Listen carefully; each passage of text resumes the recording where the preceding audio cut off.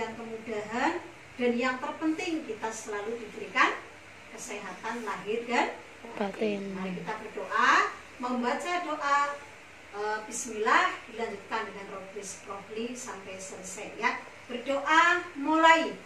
Bismillahirrahmanirrahim.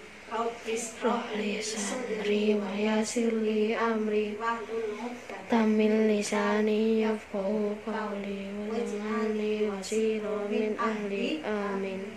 Amin ya rabbal alamin. Langsung saja akan Bu Guru absen ya untuk anggota kelompok rajin hari ini ya. Dimulai dari Naila Khairun Nisa, oke ya. Naila Izza, Naufal Ageng, Saira, Nurhaliza, Safiki, Wanda Suci, oke ya. Alhamdulillah dari semua, berarti semua dalam kondisi sehat walafiat ya. Ini adalah nikmat sehat yang paling berharga, yang sangat luar biasa yang diberikan oleh Allah dan wajib kita syukuri bersama-sama. Ya, baik. Untuk pembelajaran kita kali ini adalah pembelajaran tematik PKN. Ya, siapkan buku catatannya. Kemudian buku tugas untuk LKS tema 2. Untuk sebelum membahas tugas yang sudah Bu Guru sampaikan, Bu Guru akan memberikan penjelasan mengenai penerapan sila pertama dan sila kedua. Boleh dicatat buku catatan ya. Penerapan sila pertama dan sila kedua. Nah, Bu Guru tulis di sini supaya lebih jelas. Penerapan sila pertama dan sila kedua.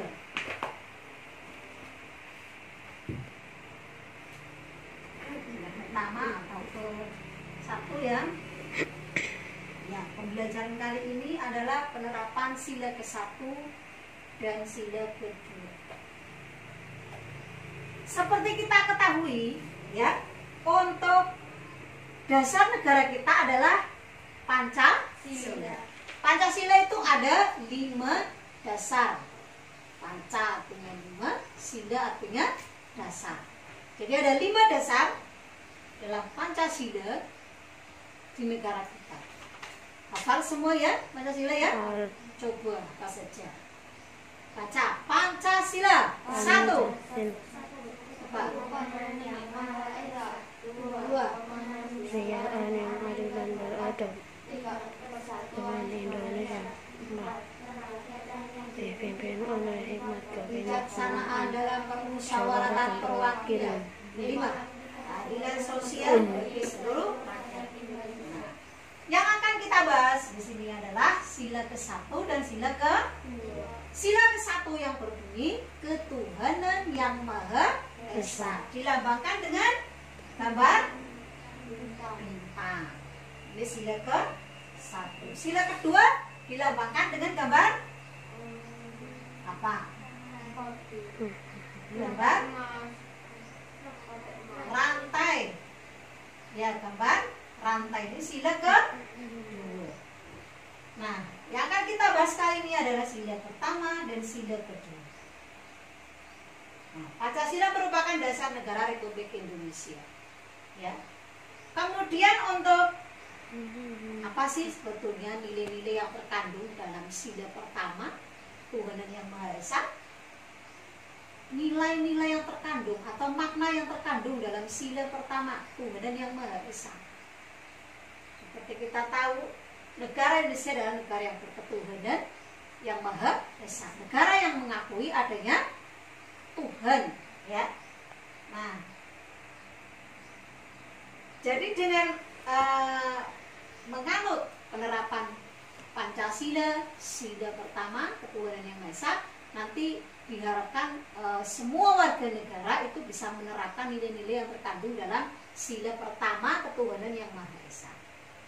Apa itu nilai-nilai yang terkandung dalam sila pertama? Tulis. Nilai-nilai yang terkandung dalam sila pertama.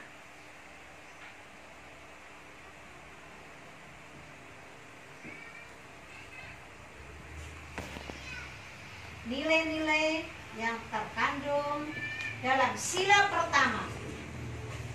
Itu ada 4, ya. Yang pertama,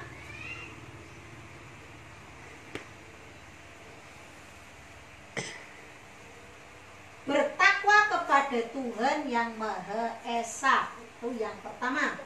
Bertakwa kepada Tuhan yang Maha Esa.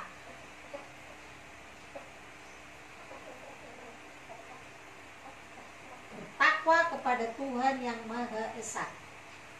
Itu nilai yang pertama dari sila ketuhanan yang Maha Esa. Bertakwa kepada Tuhan yang Maha Esa. Ya. Kita sebagai umat beragama, kita harus selalu bertakwa kepada Tuhan yang Maha Esa. Takwa itu artinya adalah apa? Ada yang tahu? Apa yang dimaksud dengan takwa? Ada yang tahu?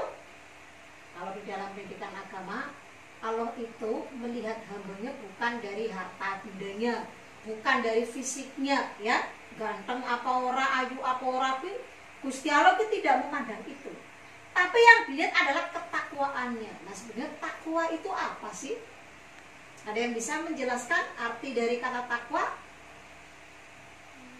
Sarah? Iki? Takwa itu apa? Kalau orang yang bertakwa nanti oleh Allah akan dimasukkan ke dalam surganya Allah. Sudah pasti.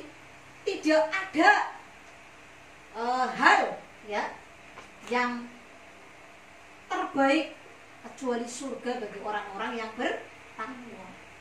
Takwa itu apa?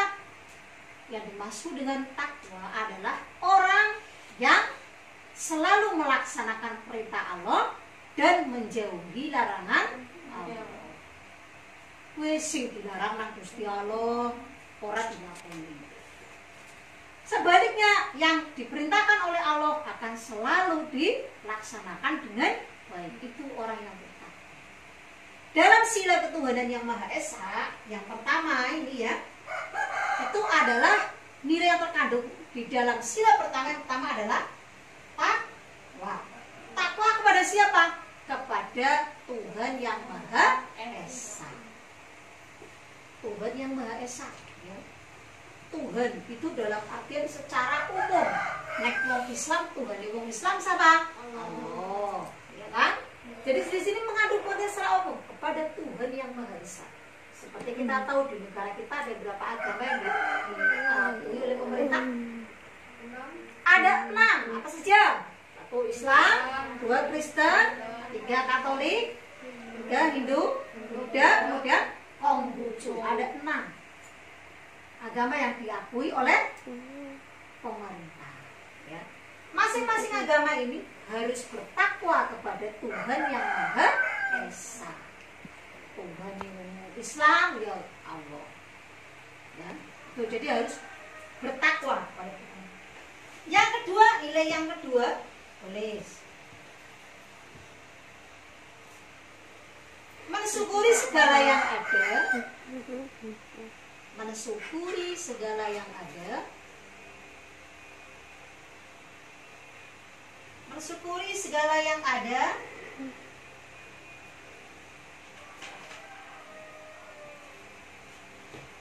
Di alam semesta. Mensyukuri segala yang ada di alam semesta yang merupakan anugerah dari Tuhan, yang merupakan anugerah dari Tuhan, yang merupakan anugerah dari Tuhan. Itu nilai yang kedua. Mensyukuri segala yang ada di alam semesta ini yang merupakan anugerah dari Tuhan. Allah menciptakan alam semesta ini untuk siapa? Untuk manusia. Bumi seisinya ini, bumi dan langit seisinya, itu namanya alam semesta, diciptakan oleh Allah untuk semua manusia. Jadi apapun yang ada di alam semesta ini yang merupakan anugerah dari Allah harus kita syukuri.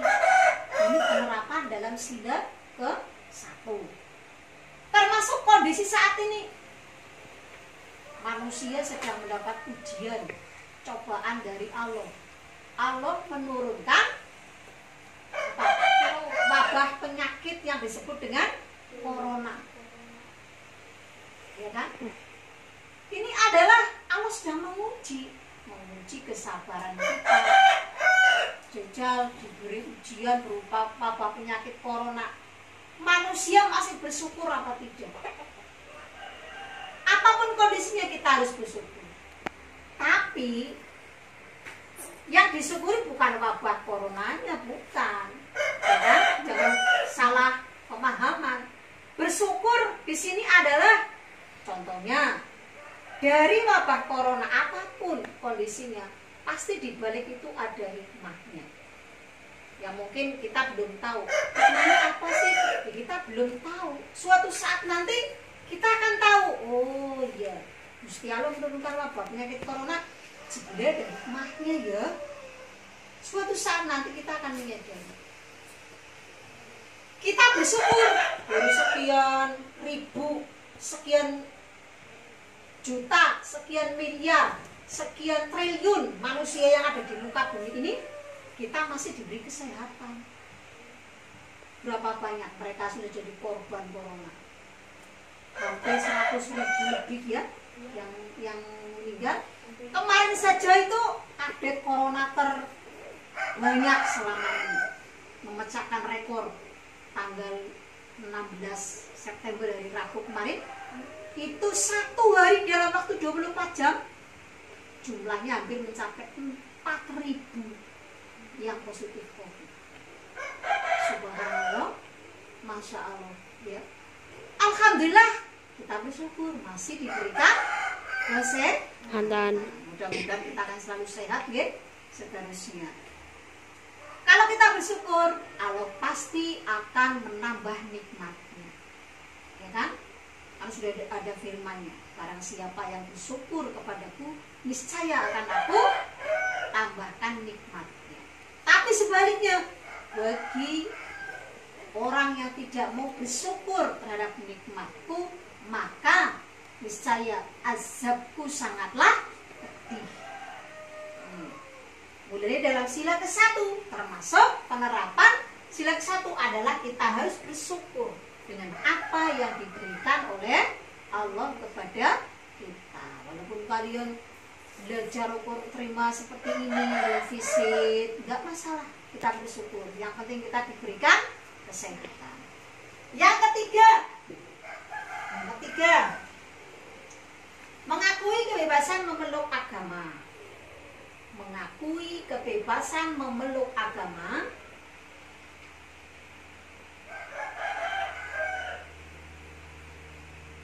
dan menjalankan ibadah masing-masing.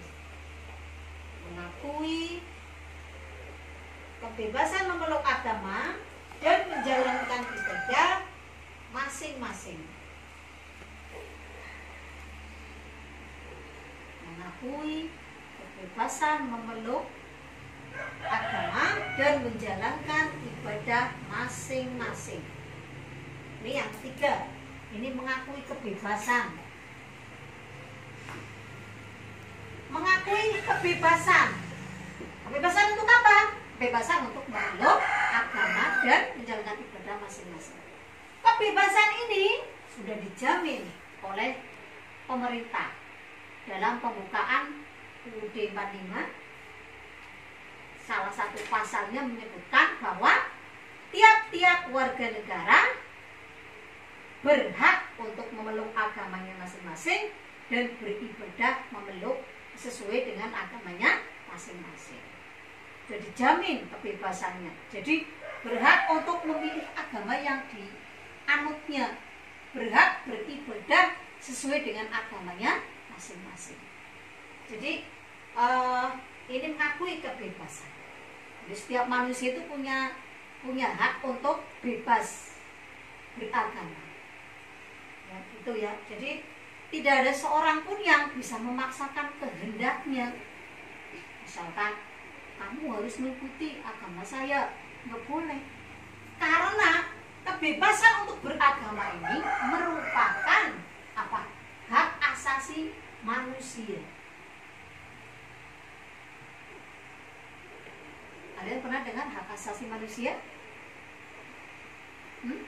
Apa baru sekarang? Baru sekarang? Kalian sering melihat acara televisi yang berita ada pelanggaran HAM, ya. HAM ke hak asasi manusia. Apa sih hak asasi itu? Hak asasi manusia siapa? Apa kita punya hak asasi? Semua punya, semua manusia punya hak asasi. Apa itu? Tulis nih, tulis. Hak asasi adalah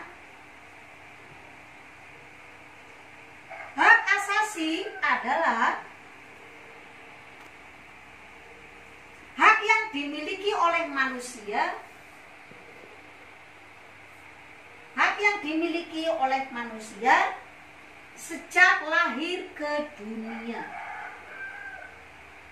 Hak asasi adalah hak yang dimiliki oleh manusia sejak lahir ke dunia.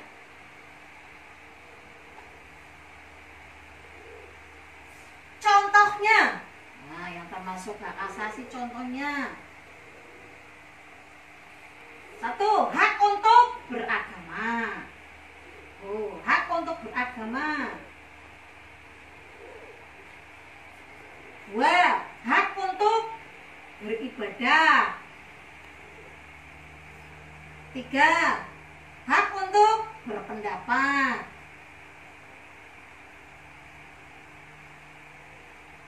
4. Hak untuk mendapatkan pendidikan.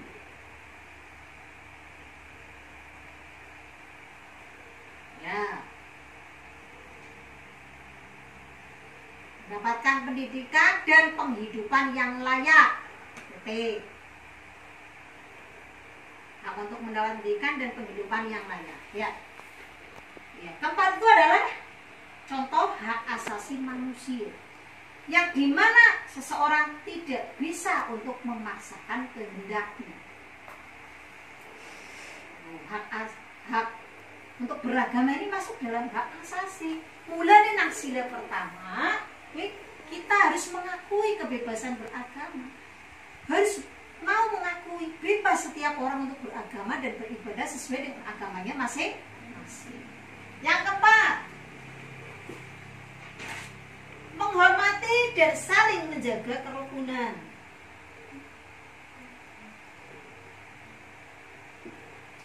Menghormati dan saling menjaga kerukunan. Menghormati dan saling menjaga kerukunan antar pemeluk agama. Antar pemeluk agama.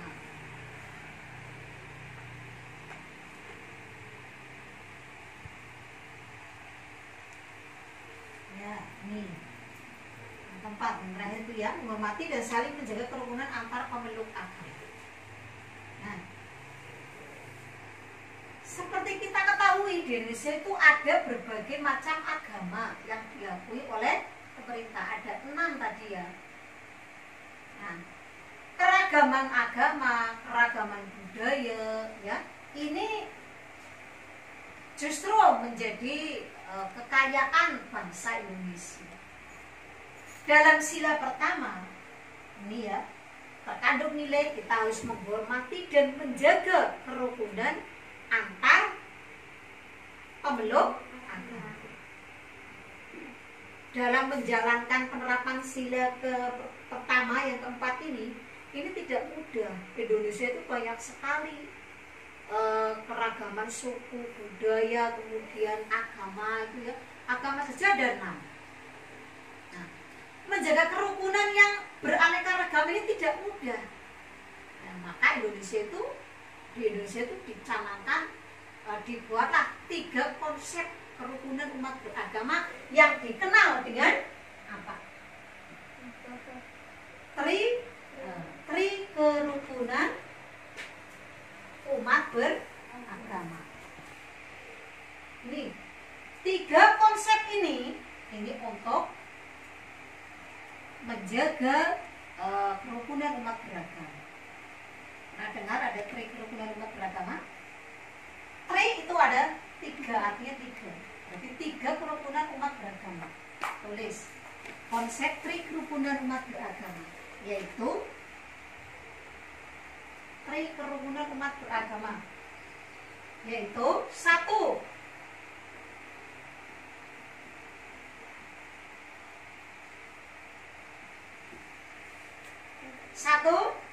Kerukunan interumat beragama.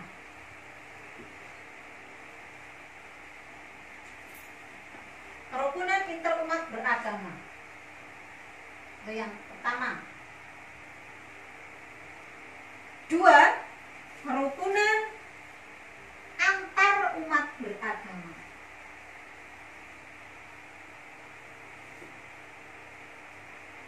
3.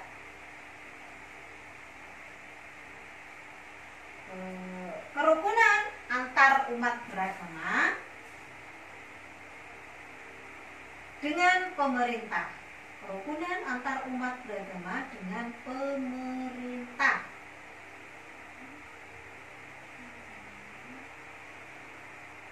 Kerukunan antar umat beragama dengan pemerintah. Itu yang 3. Ya, tri kerukunan umat beragama. Tri itu ada 3. Yang pertama, kerukunan interumat beragama. Itu yang pertama ya. Interumat beragama di sini, ini tuh artinya di dalam. Interumat beragama artinya dalam lingkup seagama harus rukun. Contoh, orang Islam dengan orang Islam harus rukun. Orang Buddha dengan orang Buddha juga harus menjaga kerukunan. Ini ya, interumat beragama itu di dalam lingkup seagama. Yang kedua, antar umat berbagai agama. Antar berarti ini sudah berbagai agama. 6 agama itu harus saling hidup rukun. Islam dengan Kristen rukun, Buddha dengan Hindu rukun, Buddha dengan Islam rukun. Semua harus rukun. Itu yang kedua. Yang ketiga, kerukunan antar umat beragama dengan pemerintah. Semua umat berbagai agama sudah rukun, harus rukun dengan pemerintah. Pemerintah ini dalam hal ini siapa yang dimaksud pemerintah? Ya, presiden dan para menteri-menterinya. Atasan kita yang menjalankan roda pemerintahan, itulah yang disebut dengan pemerintah. Sebagai warga negara Indonesia yang baik, maka kita harus apa? Menghormati, melaksanakan semua aturan dari pemerintah, ya. Termasuk ini, kalian pembelajaran visit ini juga mengikuti anjuran pemerintah. Tidak boleh bertatap muka di sekolah selama masa pandemi COVID-19. Ya, ini ya. Itu adalah 3 konsep untuk menjaga kerukunan umat beragama di negara kita. Karena negara kita termasuk negara yang beragamanya ini semuanya adalah satu negara Republik Indonesia. Oke, baik, sampai di sini ada pertanyaan? Tidak ada. Kalau tidak ada, kita langsung bahas tugas di LKS kemarin halaman 22. Untuk punya Ageng boleh tentang Vicky ditangkap ya, dikoreksi, kan sudah dikerjakan ya. Halaman 22.